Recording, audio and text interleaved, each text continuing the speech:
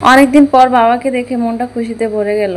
বাবা আসাতে এতটাই খুশি হয়েছি জানেন না। আবার এদিকে একটু চিন্তাও করতেছি যে বাবা বাসায় আসছে আমার বাসায় অনেকদিন পর, তাকে কি দিয়ে একটু আপ্যায়ন করব।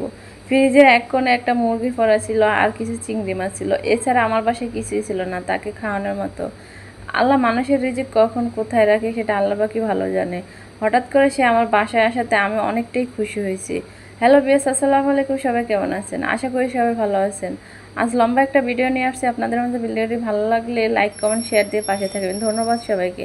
এই যে বাবা আসাতে অনেকটাই খুশি হয়েছি, আবার অনেকটাই বেজার হয়েছে এই কারণে যে আমার বাসায় তাকে খাওয়ানোর মতো কিছুই নেই। শুধু একটা মুরগি ছিল আর কিছু চিংড়ি মাছ ছিল। আপনাদের ভাইয়াকে ফোন করাতে সে কাজ ছেড়ে চলে আসছে। সে বলছে আমাকে টাকা দিতে অনেক দেরি হবে। তো আমার মালিককে বলছে টাকা দিবে এক সপ্তাহ পরে, আবার যাতে বাসায় যায় কিছু আছে সেটা দিয়ে কিছু করার চেষ্টা করো। তো আমি ছটপট মুরগিটা ভিজে কেটে কুটে তো রান্না করতে চলে আসছি। মুরগিটা ওই বসানোর জন্য মশলা কষিয়ে দিছি। এবার দেখেন এই যে মশলা কষানো হয়ে গেছে, এবার মুরগিটাকে মশলার মধ্যে ভালো করে কষিয়ে দিচ্ছি। আর আজকে আমি হাতে মেখে চিংড়ি মাছগুলো ভুনা করব। হাতে মেখে চিংড়ি মাছ ভুনা কেউ করছেন কিনা জানি না, তবে আমি প্রথমবার করতেছি। বাবাকে দেখে তো খুশি, আত্মহারা। মানে সে এমন সময় আইছে আমার হাত খালি, তাকে একটু ভালো যত্ন আত্নি করবো এরকমও কিছু নাই আমার কাছে। তাই যেইটুকু আমি করতে পারছি এইটুকু আমার কাছে অনেক বেশি, জানেন না। তো আমার বাবা এমনি তো মুরগি খায় না, কোনো মাছ খায় না। এই যে চিংড়ি মাছটা করছি, শুধু চিংড়ি মাছ আর ডাল দিয়ে ভাত খেয়েছি। জানেন মুরগির মাংস তো খাই না, আর অনেক বাঁচে খাওয়া দাওয়ার মধ্যে। ঠিকই মানুষের দিন দিন যত বয়স হয় তত খাওয়ার চাহিদা কমে যায়। এটা আমার বাবাকে দিয়ে প্রমাণ পাইছে। এই যে দিন যাচ্ছে মানুষটাকে দেখে অবাক হচ্ছি। একটা সময় এই দেশি মুরগির প্রতি আমার বাবার অনেকটাই ছিল, আহংকার ছিল। এখন কোনো আহংকার বলতে কিছুই নেই। সে তো মুরগি খায় না, দেশি মুরগি বা বলেন পোলট্রি মুরগি বলেন বা ওই যে কক মুরগি বলেন, কোনো মুরগি খায় না।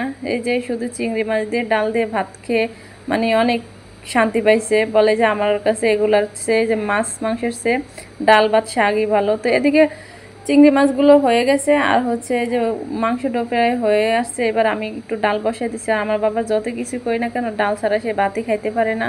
তার জন্য আলাদা করে একটু ডাল বসাইছি। ডালটা হলে নাকি সে তৃপ্তি করে ভাত খেতে পারে। এতে দেখেন চিংড়ি মাছটা না অনেক সুন্দর হয়েছে, হাতে মেখে বসাইছি। হাতে মেখে বসানো চিংড়ি মাছটা কে কে পছন্দ করেন, আমার কিন্তু অনেক ভালো লাগে। তো এদিকে আমি ডাল বসাই দিয়ে দেখতেছি যে মাংসগুলোর কী অবস্থা। যে মুরগির মাংসটা আমি অনেকক্ষণ ধরে কষাইছি।